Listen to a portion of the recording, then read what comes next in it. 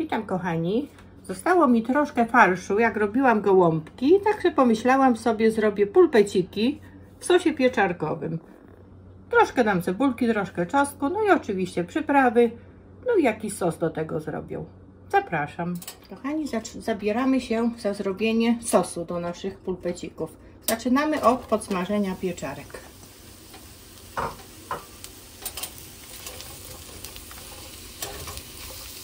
Potrwa to chwilkę, około 5 minut. Płyny odparowały, zmniejszyły grzybki objętość. Teraz pora, żeby dodać cebulkę. Mieliśmy bardzo malutką jedną cebulkę. Chwilkę podsmażamy i dodamy czosnek. Pora na dodanie czosnku. 2 ząbki. Dosłownie minutkę podsmażymy i zalejemy płynem. Zalejemy płynem, to jeszcze lekko doprawimy. My zalejemy bulionem, dlatego dam tylko troszkę soli, troszkę pieprzu, troszkę czerwonej słodkiej papryki, troszkę ostrej papryki i troszkę tymianku. I to wszystko na razie co potrzebujemy. Wymieszam i zalewam bulionem. Zalewam teraz na tutaj pół litra prawie bulionu i wlewamy. Zagotuje się, zmniejszamy płomień i gotujemy na małym płomieniu, a w tym czasie zrobimy sobie pulpeciki. I zabieramy się za pulpeciki. Ja chcę robić takie malutkie. Takie chcę właśnie narobić malutkich pulpecików. Takie o, malusieńkie. Uformuję sobie takie właśnie kuleczki i za chwilkę.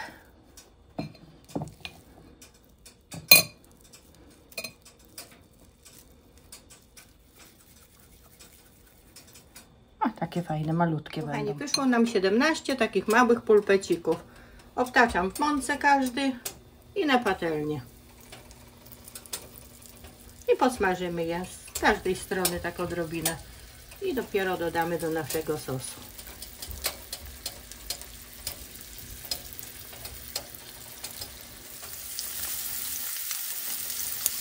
No i teraz podsmażamy.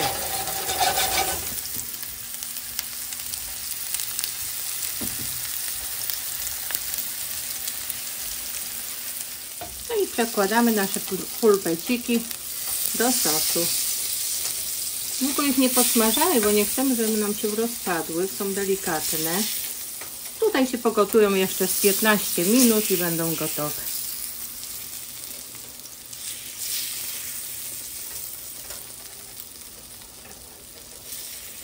Podamy ostatni.